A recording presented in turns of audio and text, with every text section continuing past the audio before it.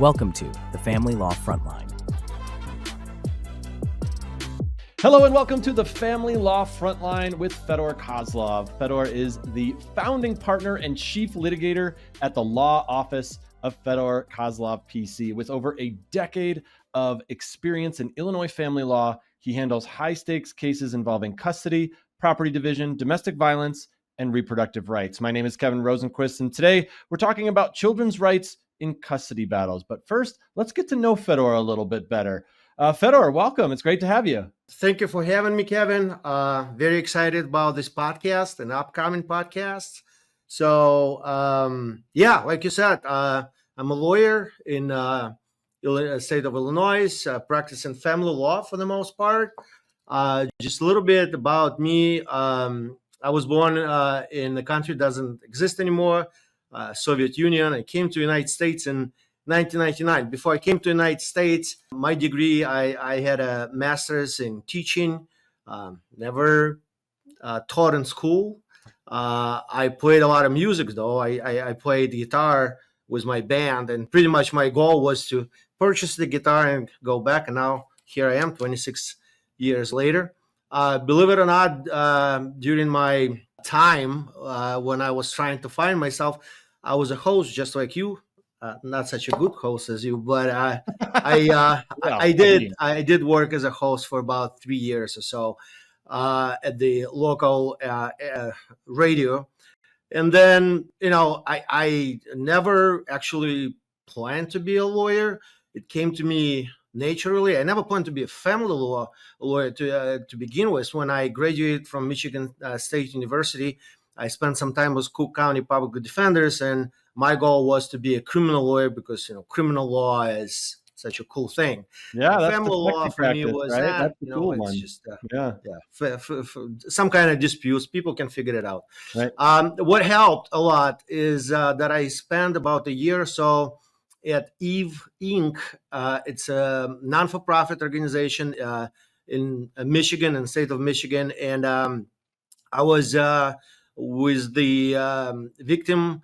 I was helping victims of domestic violence. Mostly of them were women, of course, and I also helped in court getting orders of protection. So, watching this family law drama, and when I say drama, I don't mean in any sarcastic way. It is a drama sometimes, especially when it involves kids. I became passionate about it, and coming back to Illinois, again, when you start your law practice, you try to do everything that comes through your door that can pay your mortgage, can pay your student loans, things like that. But eventually, I became more and more involved in family law matters, and then when I meet lawyers who say, family law, whatever, everybody can do it. Not everybody can do it. And after 15 years practicing family law, I'll tell you this: if you ask me, there's a certain level of experience by all means, but family law is such a live law. It keeps changing all the time. It keeps developing all the time. So whatever was in 2016, maybe not anymore. In fact, in 2025. And what I mean is, we used to have the law that right now everything is an irreconcilable difference. Before, you can get divorce for cause. Divorce for cause can be anything such as infidelity, such as drug abuse or criminal history, things like that. That's when when we watch old movies about family law, people getting divorced, dramas like that. You always see private detectives who trying to find people cheating on one another, things like that. That, of course, is very exciting. But these days, it doesn't matter. It doesn't matter what you do. It's even though you're married, you can pretty much do whatever you want. And when you come to court, it's all irreconcilable differences. I had a lot of clients who were very upset about it. When they tried that, he was a good husband, she was a good wife, doesn't matter.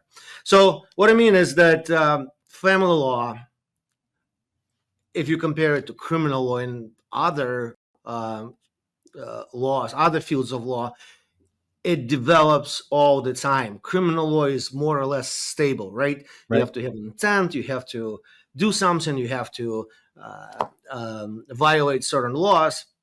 Family law, because you deal with children, you deal with families, we deal with live people, keeps changing as our society is changing all the time. So that's why, essentially drew me to be a family law attorney. And I mean, these are highly emotional cases a lot of times. So, custody disputes. I mean, like you said, this is real life stuff here. Not that other stuff isn't, but you have to kind of get involved to some degree as the lawyer. How do you stay focused and grounded in such heavy emotional situations, especially involving children?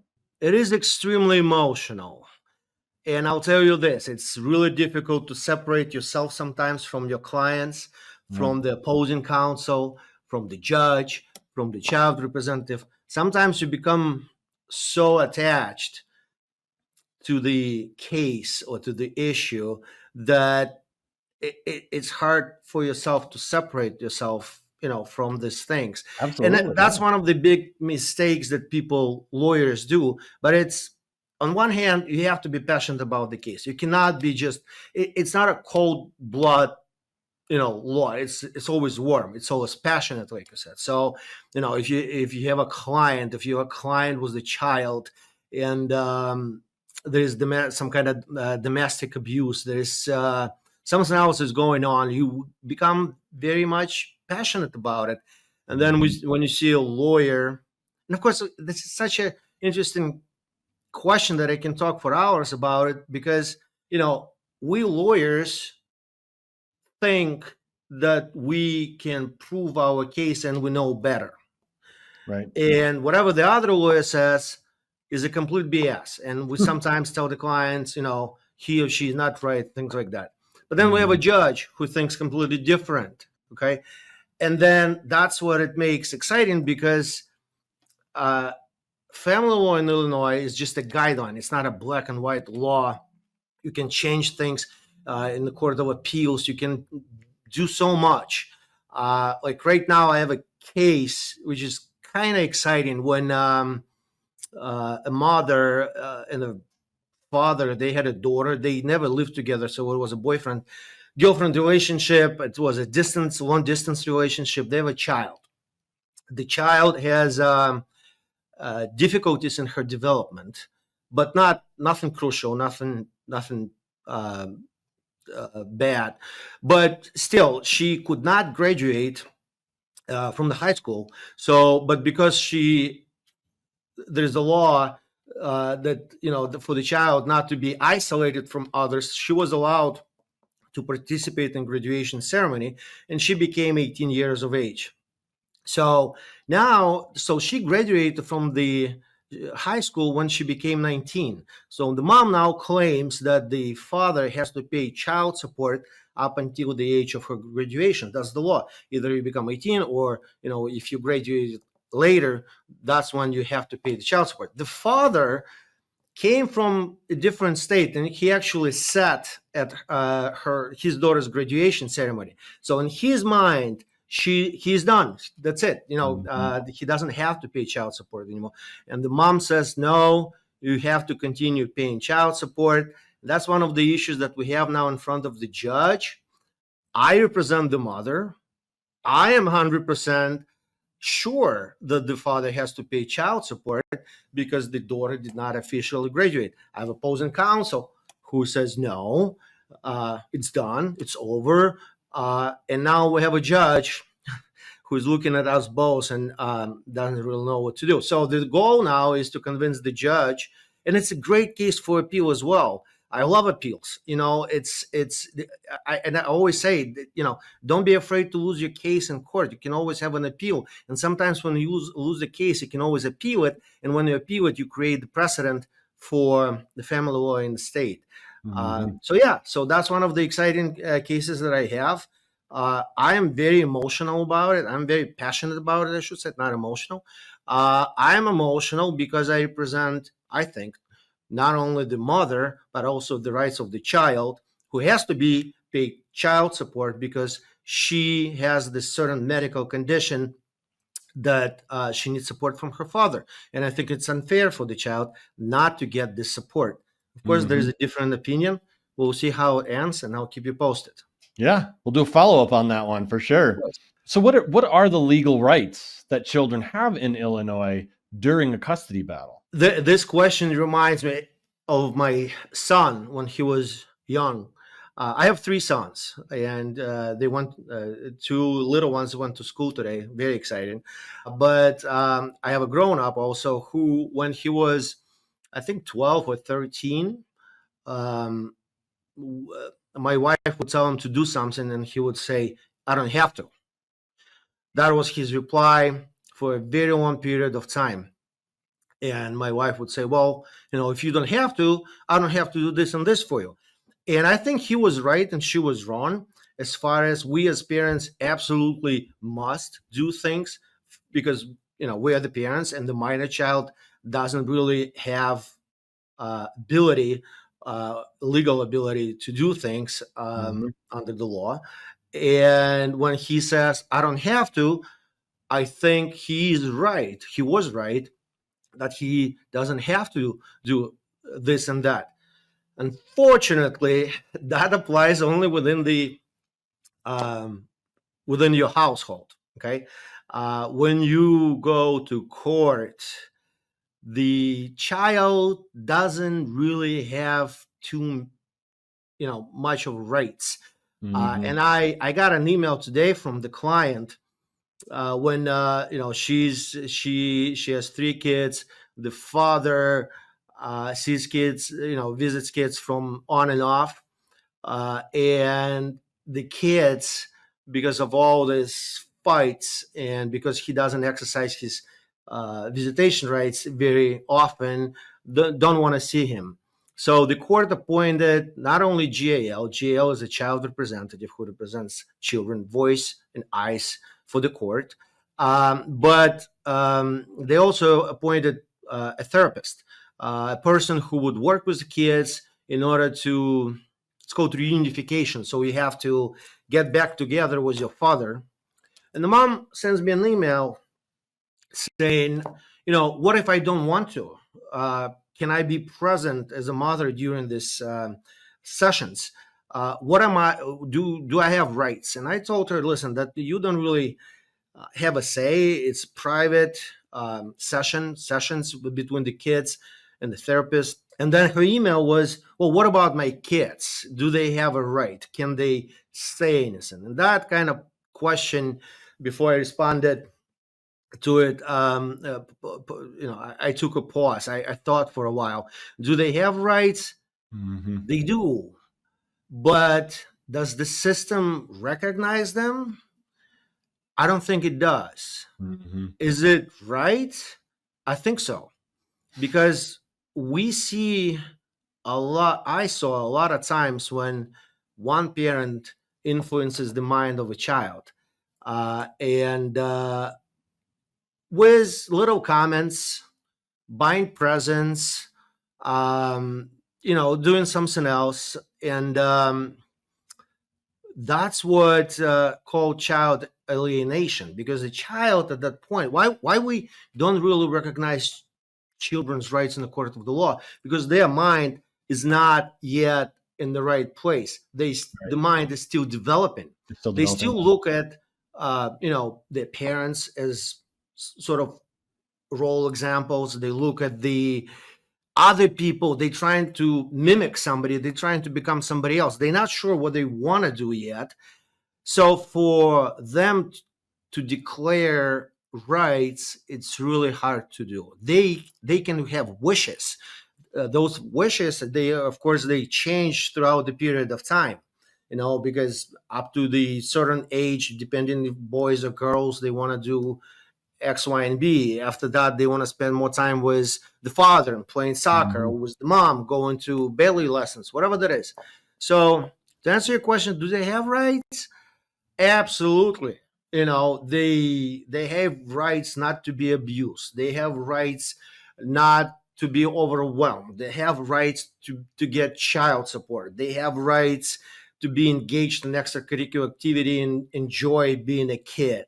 In law, do they have rights as far as making choices? Not so much. But when it comes to, you said that they have choices, they don't have rights. That totally makes sense. But when it comes to the way that a judge might, think about what a child wants as far as their preference when it comes to custody, does their opinion have an impact on the judge's decision? Does that change as they get older? I'll tell you this. Once the child is born, the custody pretty much belongs to both parents, right? Sure. Usually the child stays more with mother, even though I had cases when the father spends more time with kids while mother is working. But usually, traditionally, it's the father who is going to work, mom staying with kids. And then either it's a boyfriend-girlfriend relationship or marriage. We don't have custody as much in Illinois anymore. We have physical custody, but everything else is a decision making. So we have to make a decision on behalf of the child, which school to go to, which extracurricular activity to be enrolled in, and so on and so forth. With the custody choices, so I don't think a child can make any decision. Like the child cannot speak with up to 2 years of age, sometimes 2.5. I think the child. It's not well. Yeah. So obviously at that point, during this vulnerable stage, usually the child stays with the parent that traditionally was involved in the upbringing of the child. Going further, we all try to determine what's in the best interest of the child, and that's creates a lot of confusion. Best interest of the child. I'll tell you a quick story. I was a GAL myself for some period of time. It was a pro bono appointment through Chicago Volunteer Legal Services, and I remember my clients were 4 little girls. Well, little. One girl was 16 years of age. And her issue was that the father would not let her date. Mom would let her date this guy. Then there was another one who was, I think, 12 years of age. There was an 8 years of age girl, and there was a 4 years of age. So they were all girls, and they all had different issues with their parents. And my absolutely challenging work was to figure it out, what's best for each of them and what's is in the best interest of the child. And I'll tell you this, I'm not a licensed GAL. I wanted to pursue this line of work, but I dropped it just after this case, because it's so difficult, when you speak to the child and she, in that case, she wants to do some things that in your own mind, so you have to use your own judgment. You have to step aside from your role being a lawyer, because not everything you can put into the code. So you have to step aside from you being a lawyer and sort of substitute your judgment as if you're the parent. And we're not even allowed to do that as lawyers. But then how do you determine, what's in her best interest? Is it in her best interest to tell her to go and pursue the education in school? Or is it in her best interest to say, why wouldn't you not allow her date this, boy? Yeah. You have no idea. And then the responsibility here comes to that essentially you're going to have an influence on the child that she might take to the end of her days. So we GALs, and I get it, it's very difficult job for them to figure it out, because they have to combine all this characters in themselves, being a lawyer, being a parent, have her own life experience and things like that. So, and determine what's in the best interest of a child is very, very difficult. That's why when I have these custody battles, I always tell parents, it's always better if you decide between you two. You don't want a judge or GAL with somebody else to come into court and say, this is what's in the best interest of the child, but because nobody knows what's in the best interest of the child. And just to be clear for anyone who's watching, the GAL is, what does that stand for? GAL, guardian ad litem. So the different lawyers that represent child's interest. GAL is most common. They make recommendations. Child representatives, they officially represent the child. If it's DCFS case or whatever, juvenile case, then we have child reps. But GAL is a guardian ad litem appointed by the judge, paid by both parents, and this is the person who's involved in trying to figure out what's in the best interest of the child. Because if you have a mother that says one thing and you have a father that says another thing, that's when you have a GAL to figure it out. Okay, that makes sense. All right, well, Fedor, it was great getting to know you. I really appreciate your time. I myself am originally from Chicago. I live in Colorado now. What do you think about Chicago sports? Where are we at? Are we doing good? Well, we have Chicago Bulls over here, so yeah, you're a big Bulls guy. Hopefully it's And this year is 100 years for the Chicago Blackhawks. I know that. I'm a big Blackhawks fan myself, and I know. And we're all excited about the new coach for the Chicago Bears, and the Cubs, I think, just won 2 games in a row against Milwaukee. Against Milwaukee, so all good. Yeah, we're on a good track, man. We're on a good track. All right. Well, thank you for joining us on today's episodes of the Family Law Frontline. If you're navigating a custody case and want to understand your child's rights and your own, visit lawyer-il.com. Be sure to subscribe to our channel. Leave us a review. We really appreciate it. Fedor, again, great getting to know you. Looking forward to continuing our conversations. Likewise. Thank you again. Thanks for watching. Be sure to hit that like and subscribe button and leave us a review in the comments.